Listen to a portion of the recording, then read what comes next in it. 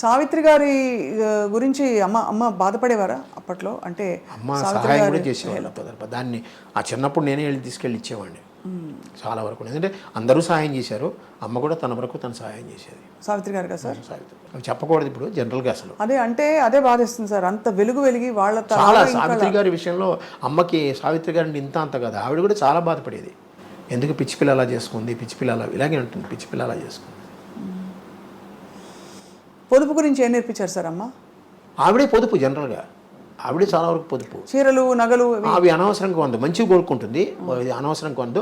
ఆవిడ నగలు కొనుక్కుంది తన కోసం కాదు, ముందు ఒకసారి నగలు కొని పెట్టేసుకుంది అంటే అవే పర్మనెంట్, దానికి మార్చేది ఏమి ఉండదు. సినిమాల్లో షూటింగ్లో కూడా అవే చీరలు అవే. ఏమైనా ఒకటో రెండో మటుకి ఆ షైనీగా ఉండాలంటే వాళ్ళు ఈ చీరలు ఇచ్చేవారేమో. అంటే సినిమా షూటింగ్లకి వాళ్ళు ఇస్తారు కదా, వాళ్ళు ఇస్తారంటే షైనీగా ఉండాలంటే. లేకపోతే జనరల్గా బొట్టు పెట్టినప్పుడు అదేంటి మంచి మనసుల్లో పంచదార వేస్తుంది సరే, ఆ టైంలో అంత అమ్మచేరే అంతే. నాకు గాజులు ఎప్పుడు తీదు అంతే. అంటే ఈ విధవ ఇది బొట్టు లేకుండా ఉంటుంది, అలాంటప్పుడు తీసి దాచేదేమో కానీ ఏమీ లేదు. అప్పటికీ ఆ గాజులు ఏమైనా ఉంటే నా జేబులో పెట్టి జేబుకు పిన్నేసేది, జేబులో పెట్టి జేబుకు పిన్నేసేది. పైగా ఇక్కడ జేబులు కుట్టించేది మాకు చిన్నప్పుడే.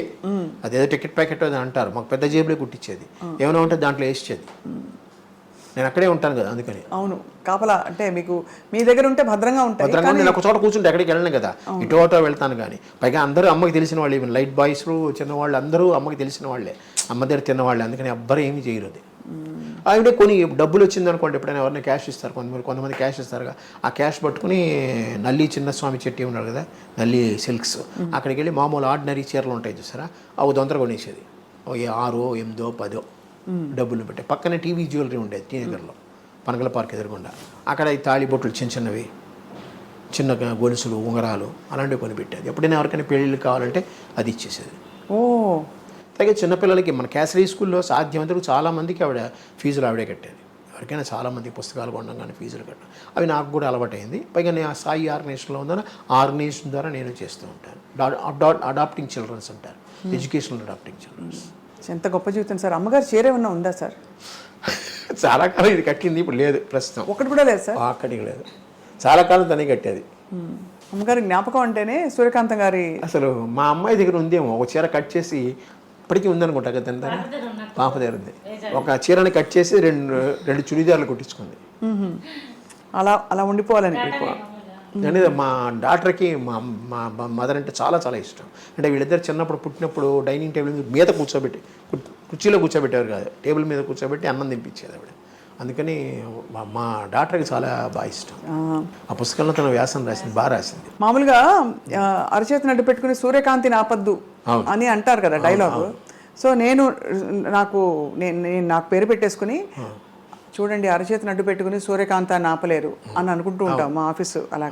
అలాగా ఆవిడ పేరు ఎవరు పెట్టుకోలేదు ఏమిటో తర్వాత సినిమా ఇండస్ట్రీలో. సినిమా ఇండస్ట్రీలో పెట్టుకోవాలి, బయట మా బంధువుల్లో కొంతమంది పెట్టుకుని 2-3 పెట్టుకున్నారు సూర్యకాంత్. ఒరిజినల్ పేరు ఇప్పటికీ ఆ పేరుతోనే ఉన్నారు వాళ్ళు. కాదు, అమ్మగారి పేరు ఒరిజినల్ పేరు సూర్యకాంతమే, మార్చుకోలేదు ఏమి. సో పూర్వం సార్ తన చిన్నప్పటి విశేషాలు చెప్పినప్పుడు నాటకాలు అవి రంగస్థల ప్రవేశం అవన్నీ చెప్పేవారు. ఇప్పుడు కాకినాడలో ఆవిడ యంగ్ మెన్స్ హ్యాపీ క్లబ్లోంచి వచ్చారు వీళ్ళు. అంజలిదేవి గారు అవనండి, ఆదినారాయణరావు గారు, ఎస్వి రంగారావు గారు, రావు గోపాలరావు గారు, అమ్మ, ఇంకా ఇద్దరు చాలామంది ఉన్నారు. వాళ్ళందరూ కాకినాడలో ఉండే దంటు కళాక్షేత్రం అని ఉంటుంది, అదే యంగ్ మెన్స్ హ్యాపీ క్లబ్. అందులో వీళ్ళందరూ ఒక విధంగా, ఇప్పుడు మీరు ఫిల్మ్ కాలేజెస్ ఏవో ఉన్నాయి కదా, ఫిల్మ్ ఇన్స్టిట్యూట్స్, కంపేర్ చేస్తే అది ఒక పెద్ద నాటక రంగం. అక్కడ ప్రొడక్షన్ స్టార్ట్ అయ్యి వచ్చింది, అక్కడ నేర్చుకున్న వాళ్ళు వీళ్ళందరూ. ఆ పేరుకి ఇప్పటికీ నేను కాకినాడ చేస్తే అక్కడే చేయాలని కోరిక నాకు.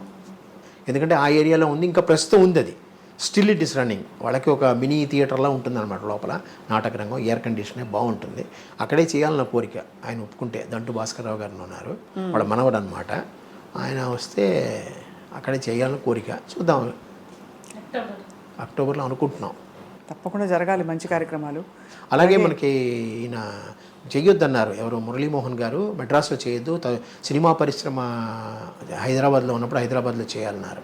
నేను ఒకటి అన్నాను, ఇక్కడ వెంకయ్య నాయుడు గారిని పిలిచానండి, 2 జడ్జీలను పిలిచాను, పెద్ద వాళ్ళందరినీ పిలిచాను, పైగా అమ్మ కెరీర్ ఇక్కడే డెవలప్ అయింది. నా ఎక్స్ప్లెనేషన్ నేను ఇచ్చుకున్నాను ఆయనతో. కానీ ఆయన అక్కడే చేయాలని పట్టుబట్టారు, కానీ కుదరలేదు నాకు. ఇక్కడే స్టార్ట్ చేశాను, ఇక్కడే ఎండ్ చేశాను. ఆయన అన్నాడు ఫినిషింగ్ కావాలంటే నెక్స్ట్ అక్టోబర్లో హైదరాబాద్లో చేద్దామని అన్నారు. ఆ మాట ఆయన అన్నారు. చూద్దాం, దేవుడి దయ వల్ల, అమ్మ దయ వల్ల అయితే మీరు కొనసాగిస్తున్నారు కదా సార్ అంత మంచి మనసుతో, అన్ని అమృతాయి చక్కగా జరుగుతాయి. అన్ని అమ్మ ఆశీర్వాదం ఉంటే ఖచ్చితంగా హైదరాబాద్లో కూడా చేస్తాను. అది మురళీమోహన్ గారి సహాయంతో ఖచ్చితంగా. ఇప్పుడు అయితే మొత్తం ఫైనల్ ఈ అమ్మగారు నటించిన సూర్యకాంతం గారి సినిమాలంటే నాకు గుండమ్మ కథ నా ఫేవరెట్. మీ ఫేవరెట్ ఏంటి సార్? మా ఫేవరెట్ ఏంటి, అన్ని ఫేవరెట్లేనమ్మా. దానికి అమ్మది యాక్ట్ నాకు శ్రీమంతుడు నాకు నచ్చింది. ఎందుకంటే చాలా ఎక్కువ శ్రీమంతుడు, ఆత్మీయులు ఈ రెండు. ఎందుకంటే ఎక్కువ సేపు నేను ఆ సినిమాలకు వెళ్ళాను నేను. తర్వాత మూగ మనుషులు ఒకటి, ఈవెన్ అవుట్డోర్ కూడా వెళ్ళాను గోదావరి దీంట్లో. అందువల్ల కొన్ని కొన్ని డైలాగ్ అలా గుర్తుండిపోతాయి అన్నట్టు. ఇవి మహంకాళి ఆత్మీయుల్లో ఓ డైలాగ్ చెప్పరా సార్? శ్రీమంతుల్లోనూ ఆవిడంతే. డైలాగులు గుర్తులేవు అప్పుడు, మర్చిపోయాను పూర్తిగా. 73 ఏళ్ళు అమ్మ నాది వయసు, మర్చిపోతున్నా చాలా వరకు. పేర్లే మర్చిపోయాను నేను, ఆయనతో మాట్లాడుతూ పేర్లు మర్చిపోయాను. అయితే అలా ఆత్మీయుల్లో బాగుంది. ఆవిడ లాస్ట్లో శ్రీమంతుల్లో పిచ్చెక్కిపోతుంది ఆవిడ. నిజంగా ఆవిడకి ఈ కాలంలో అయితే మేము డెమెన్షియా వచ్చేస్తుంది అంటాం మేము ఖచ్చితంగా. ఆవిడ కాసులు పోసేసుకునేది, డబ్బులు అలా పోసుకుని పిచ్చి పట్టేసేది. ఆవిడని అరెస్ట్ చేసి తీసుకెళ్ళిపోతారు అనమాట. మరి ఎవరు చేస్తారు అది? Actually it is a male character. పంతం బట్టి ఆ రాధాకృష్ణ గారు నువ్వే చేయాలన్నట్టుగా కూర్చున్నారు. డైరెక్టర్లకు అంత నమ్మకం. సూర్యకాంతం గారు, మరోవైపు ఎస్వి రంగారావు గారు, ఆయన అంటే సినిమా హీరో హీరోయిన్ కాని వాళ్ళు. అంటే మీకు నమ్మకం ఉందా లేదా కానీ వీళ్ళందరూకి పునర్జన్మ లేదని నా ఉద్దేశం. కారణ జన్మలు సినీ ఫీల్డ్లో, ముఖ్యంగా మన తెలుగు సినీ ఫీల్డ్లో కొంతమంది హాస్య నటులు కూడా ఉన్నారు. వాళ్ళందరూ కారణ జన్మలు, వాళ్ళకి ఈక్వల్ ఎవరు రారు. కానీ మనకే బాగున్నారు నిజంగా యాక్టర్లు అందరూ.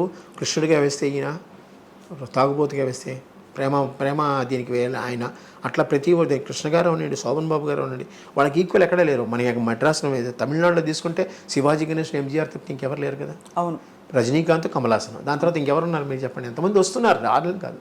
మనకి మటుకు ఆ క్యారెక్టర్ యాక్టర్స్ అలా వచ్చేసారు అన్నమాట. అవును, చాలామంది.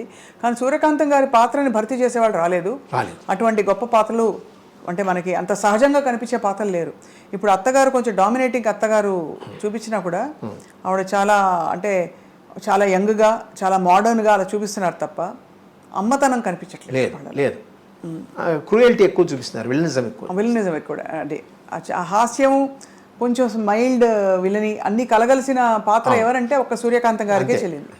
అన్ని టక్కన ఆవిడకి ఏంటంటే ఒక సినిమా షూటింగ్లో పిలిచారంటే ఆటోమేటిక్గా కుడి చేయి ఇక్కడికి వెళ్ళిపోతుంది. ఆ ఉత్తరం రాసిన సినిమా లెఫ్ట్ చేయి ఇలా లేచిందంటే అంతే వాడు.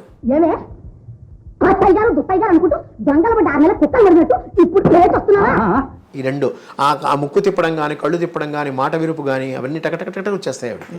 So entire her body will act. అదేం సినిమా సార్? ఏంటది ఉత్తరం ఏదో వచ్చింది ఇంగ్లీష్లో చదువు అంటే మై డియర్ నా ప్రియమైన ప్రియాన అంటుంది అని నాథాన. డియర్ అంటే దుప్పి, దుప్పి కాదు ప్రియమైన దుప్పి అంటే నా ప్రియాన కాదు నాథాన అని. అసలు ఒక్కొక్క